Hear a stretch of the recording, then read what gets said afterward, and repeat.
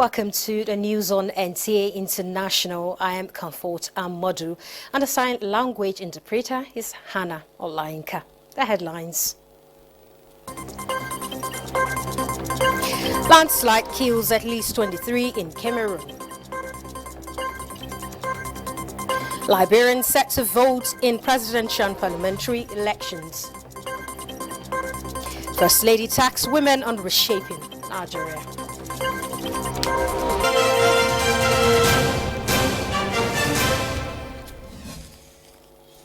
Officials from both Israel and Palestine have responded to the escalating violence as fighting between Israeli forces and the Palestinian Islamic Persistence Movement, Hamas, intensified this fight. Kolo Mohammed reports. Stunned by the unprecedented assault on its territory, a grieving Israel has counted over 800 deaths and launched a withering barrage of strikes on Gaza that have raised the death toll there to 430. Sirens blared, rockets and anti-missiles munitions streaked through the sky to the roar of fighter jets, and plumes of black smoke rose above Gaza. Palestinians in the crowded coastal territory of 2.3 million people braced for what many feared would be a massive Israeli ground attack aiming to defeat Hamas and liberate at least 100 hostages. The United States has pledged rock-solid support for Israel and said it will send munitions and military hardware to its key ally and divert an aircraft carrier group to the Eastern Mediterranean. This followed a massive surprise attack launched by Hamas on Israel on Saturday, which included the firing of thousands of rockets and the infiltration of militants into southern Israel. Israeli permanent representative to United Nations, Gilad Erdan, described the incursion by Hamas as Israel's 9/11.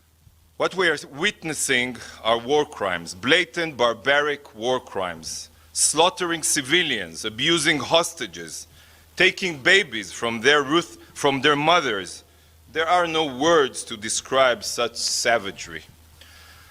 I don't want to imagine what is happening right now to all of those innocent Israeli civilians being held captive in Gaza, the horrors they are enduring. Meanwhile, Palestine's ambassador to the United Nations, Riyad Mansour, also made a statement before the UN Security Council closed-door meeting. Do not let Israel prove us wrong for our sake and theirs. This is not a time to let Israel double down on its terrible choices.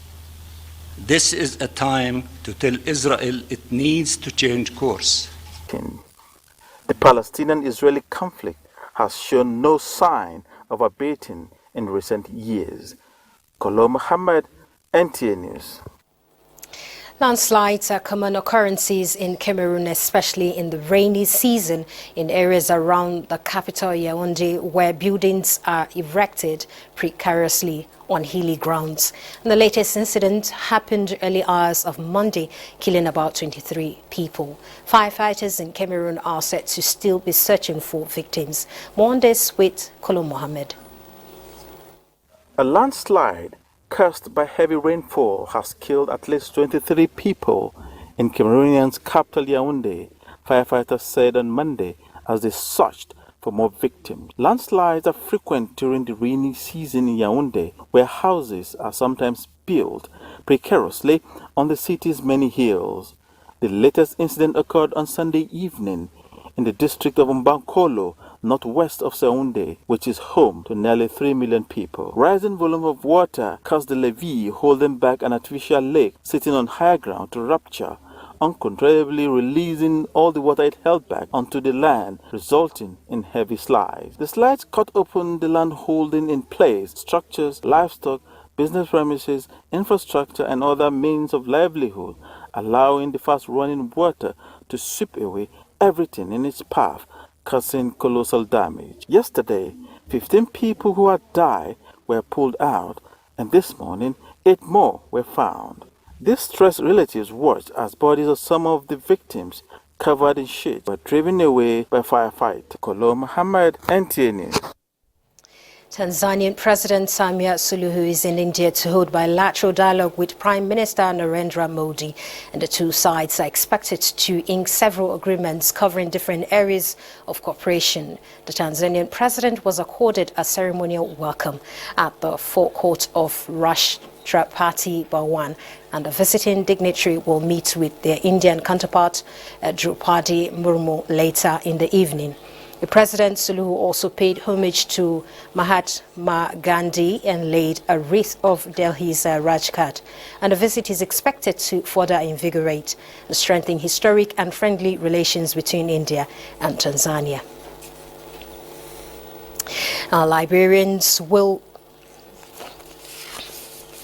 Now, let me take the next story, as Liberians will turn out to vote on Tuesday in presidential and parliamentary elections, and there are 15 seats in the seat and 17 seats in the House of Representatives that are up for grabs in the election. But attention is mostly focused on the presidential poll, as current President George Weah seeks a six-year term, contesting against 19 other candidates.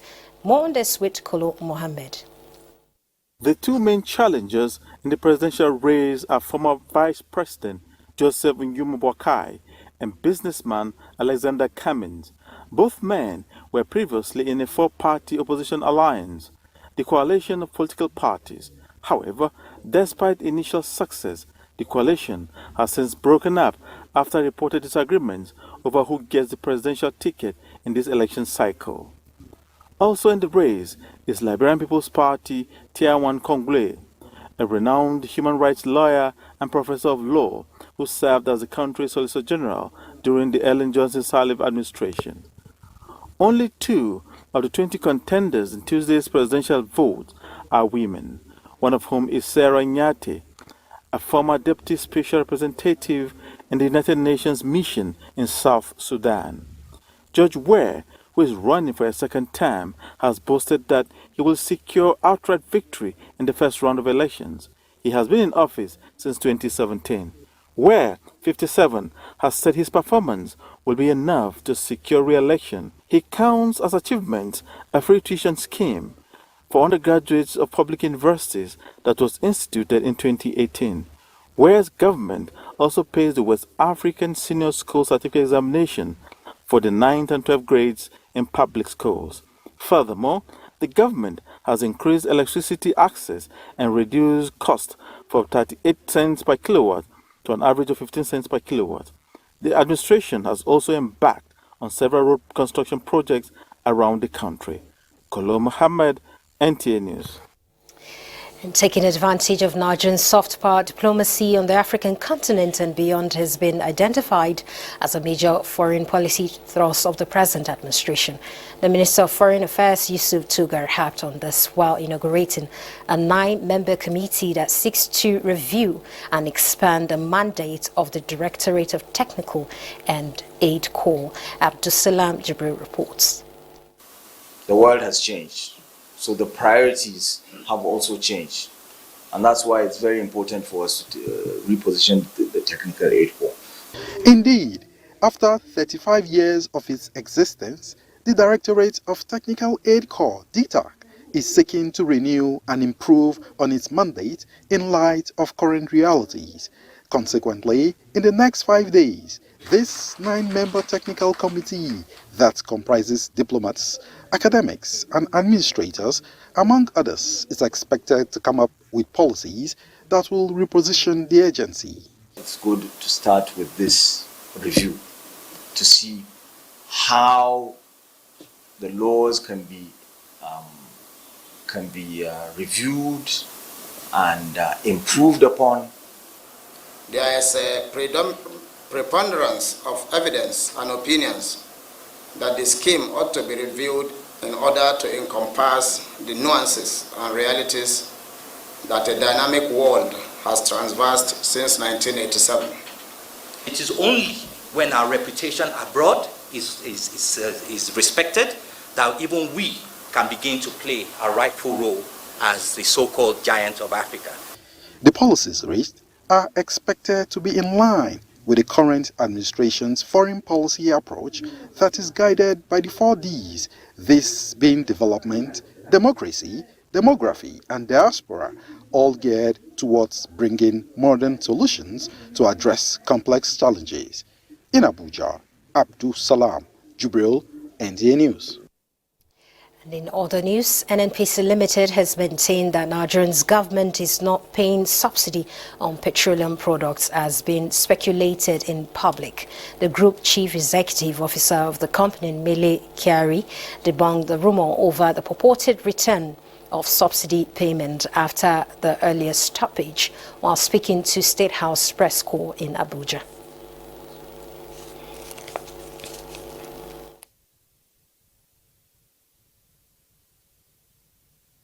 We have seen very few states, pockets of very low queues, not only connected with the road situation that we are seeing. There are a number of blockages on our road, crossing products from the southern depots into the northern part of the country, and it takes a much longer time than they do now. They have to reroute the trucks around many locations for them to be able to reach, and that created delays, and that created some supply gap, but that has been filled, and we do not see any of such problems again. And secondly, because of the full deregulation that we have in this sector, marketers are now competing amongst themselves.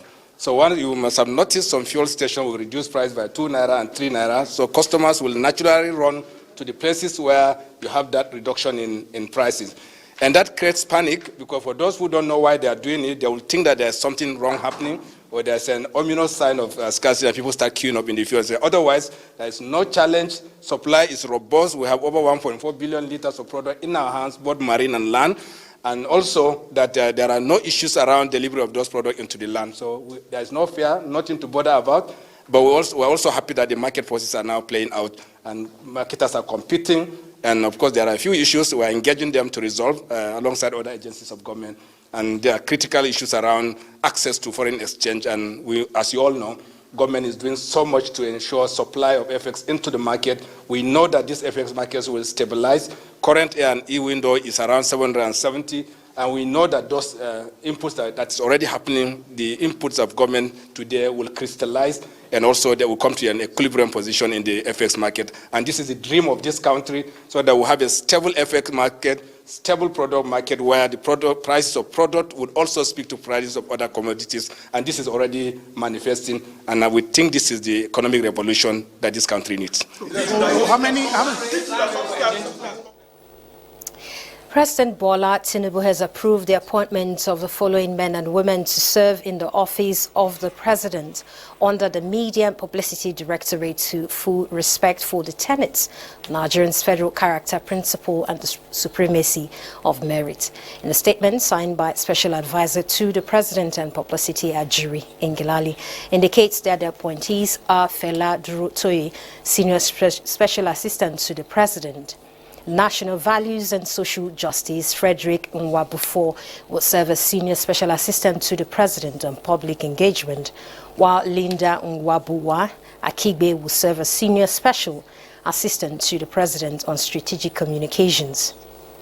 And Aliyu Audu will serve as Special Assistant to the President on Public Affairs. Francis Ada Abba will serve as Personal Assistant to the President's Special Duties, and President Tinubu further approved the secondment of Linda Nwabuwa Akigbe to serve as a Communications Advisor to the President of the ECOWAS Commission.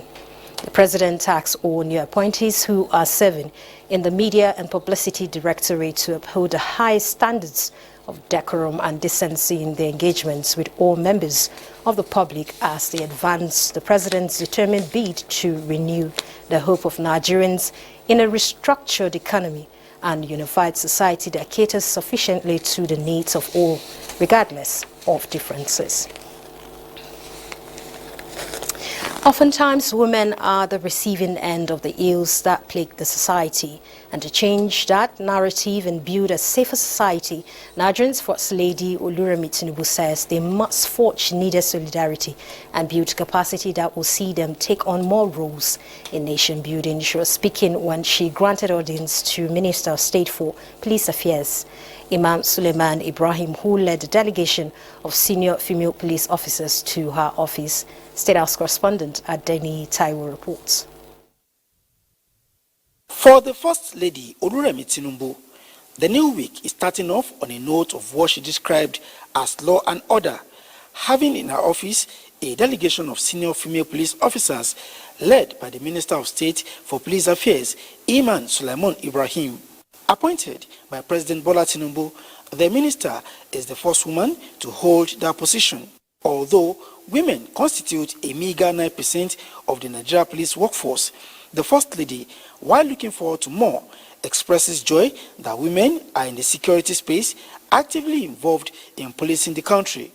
And with confidence, she declares a new dawn for women in Nigeria as the current administration will give them more room to contribute their quota to national development. We want to see more women doing that, not just speaking from a place of anger, but a place of where, policies will be effected and then laws will be amended. So that's where I want to see women speaking from. Women and children, she says, must thrive and be empowered in a safe environment where rape, proliferation of baby factories, human trafficking, and organ harvesting are on the decline. And for this to happen, their voices must be heard. I think this is the time for us to do the best we can for women. I'm also looking for ways to contribute in that area, to contribute to each individual lives. When we talk about Nigeria, we are talking about people in Nigeria. And we cannot have a Nigeria without the people excelling and doing great things. While applauding the First Lady for her steadfast advocacy in the areas of women empowerment and gender equality, the minister says our ministry is working on bold initiatives aimed at addressing existing challenges as well as shaping the Nigeria Police Force. Our aim is not only to meet the needs of the present, but to anticipate the challenges of the future. The vision hinges on efficiency, accountability, and the highest standards of professionalism. We are here today not just to discuss, but to seek your collaboration, for we understand that the collective advancement of these crucial causes requires your esteemed support and partnership. Meanwhile, the First Lady also played host to Minister of Works, Dave Umahi. Coming out of a meeting with the First Lady, the minister told State House correspondents that efforts to address infrastructural gaps in the country require objective monitoring by Nigerians. And so with their failures, we should place the blames rightly where it belongs. Not where people don't do their work, then leadership is blamed. That is very wrong. We have to begin to disaggregate responsibilities and blames and apportion it where it belongs. In the State House, Adeni Itaiwo, NTA News. Many thanks, Adini. You're watching the news on NTA International live in Abuja. More stories ahead. Stay tuned. Welcome back. What Post Day is celebrated each year on 9th October. The event was declared by the 1969 Universal Postal Congress in Tokyo as a means to mark the the anniversary of the Universal Postal Union's creation in 1874. The purpose of the World Post Day is to bring awareness to the post role in the everyday lives of people and businesses, as well as its contribution to global social and economic development. The theme for 2023 is Together for Trust, Collaborating for a Safe and Connected Future, which urges government and their postal services to support the development of a digital single postal territory that complements the extensive physical network developed over centuries. It also extends an invitation to all of us to collaborate with the Universal Postal Union to ensure that people everywhere need to look no further than their local post office to find access to the digital economy. Postal operators provide some 1.5 billion people worldwide with access to basic financial services, with a network comprising more than 650,000 offices and 5.3 million staff globally, and a public service mandate from many governments. And the Post is unparalleled in its ability to deliver services to anyone, everywhere. With the UPU to ensure that people everywhere need look no further than their local post office to find access to the digital economy. Let us work hand in hand to create a world where everyone can benefit from the secure digital and physical services that a global postal network can offer. And to speak more on World Postal Day is the Postmaster General of the Federation, Chief Executive Officer, Adeyemi Sunday Adekboju. Glad to have you join us. Yeah, good evening. All right, let's begin with the theme for this year's celebration, Together for Trust and Collaborating for a Safe and Connected Future. How do we rebuild trust in postal services for safer connection? The trust of any organization success depends on the trust that the customer has on that organization, either in terms of the product or service delivery, of which NTAi is not an exception. For people to have our trust, we have put a lot of things in place so that we'll be able to provide them with the good service delivery. Like we have it now, we have enough of delivery vehicles, which was never there. The last time they have that was 31 years ago, which I've procured since I joined the organization about a year ago. That is to move our goods and mail. Not only that, we still have another one, the last man delivery. We bought 100 motorbike, which will help people. So by the time we have all those things in place, people will have the trust. Like a statement say that so an action, you build an habit, you sow an habit, you reap a character, sow a character, you win a destiny. Then our destiny is in our hand at NTAi, and we are doing it. And people should have confidence in the NTAi of today, because we have competent hands that are determined, that are well-trained, well-exposed to do the work. They have the confidence, and I can show you what people are saying about it now. It was in the past, people are saying they are not getting the confidence. You want to sell your mail outside the country, go there, it will be delivered. Okay, let me come in here now. Obviously, the media platforms seem to be taking over the role of the conventional postal services. How do we breach this gap? Because technology seems to have control. Oh, technology plays a vital role in development of any nation. Of which Nigeria will not be an exception. And we at NTAi, we are not taking it with glove kids. We are doing the best, and for us to be in tune with what is happening throughout the world, I've set up a media team, social media team that are relating through Facebook, through TikTok, through Twitter, that anything that is happening, we are ahead of them. So technology cannot push us back. We are part of them. And part of this that we have, look at our vehicles, we have trackers. That's part of technology.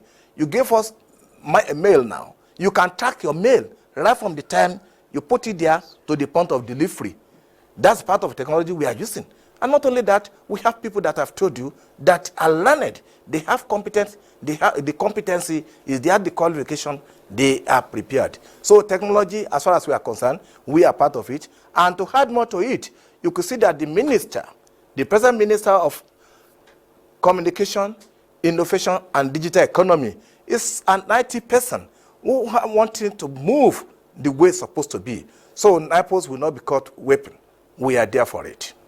I know you have the right skills and you're doing great, but how best do you think the NTAi can service Nigeria or Nigerians better in this era of information technology, where I'm still emphasizing on this?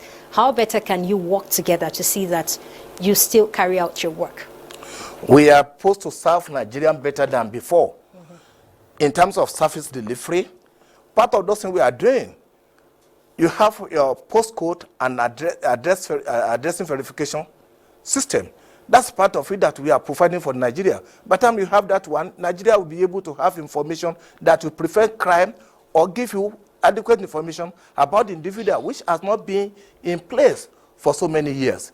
Nigeria is doing that, and not only that, we are going again to serve our people by having financial inclusion in our service. We have the best approach. We have the best network among all the government agencies throughout Nigeria. Financial inclusion, where there are no bank, we have post office there. Our people will have access to it. That's part of it, to make sure we want to serve Nigerians better. Not only that, there are so many other innovations that is coming. Look at this. We are partnering with Nigerian Immigration Service is delivering their passport. Even we are working towards producing, capturing the people at our post office. Instead of people rushing to headquarters or of a state, where we have that one, where we have our offices. People will come there, get the information, and that will help them in servicing the people. And not only that, people that got a passport, we will help them in delivering it. We are collaborating, and thank God, the Minister of Interior is talking in that direction. And with help from the present government, ably led by President Bola Ahmed Tinubu, with the support of us in financial terms and renewed hope that we are in, we will put a lot of things into the system for Nigerians to benefit. All right, thank you so much, Postmaster General of the Federation, DME Sunday Dikboju, for speaking on the enhanced role of the Postal Service. We're glad that you could join us. Thank you.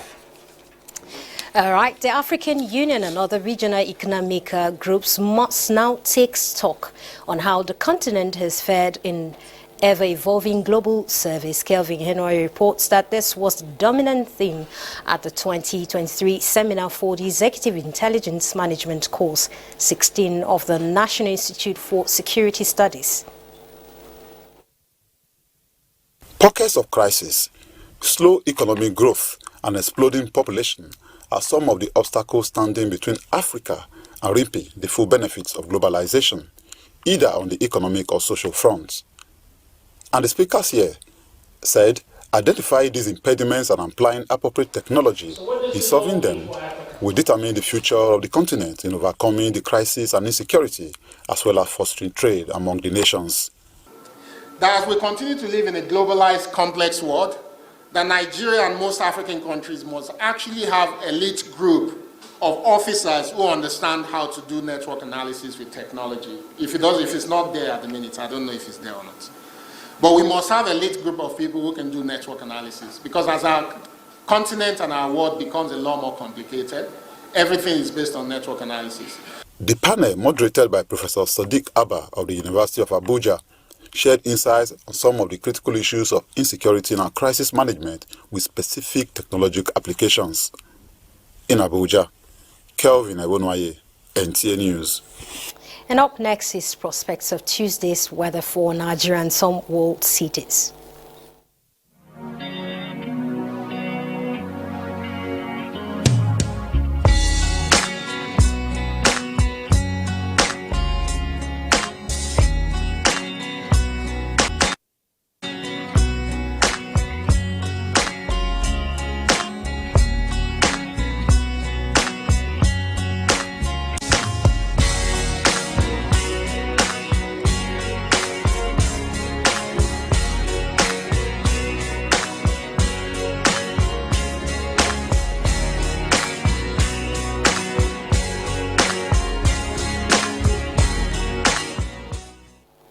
And that's the news. Thanks for watching. I am Comfort Ahmodu, and the sign language interpreter is Hannah Olayinka.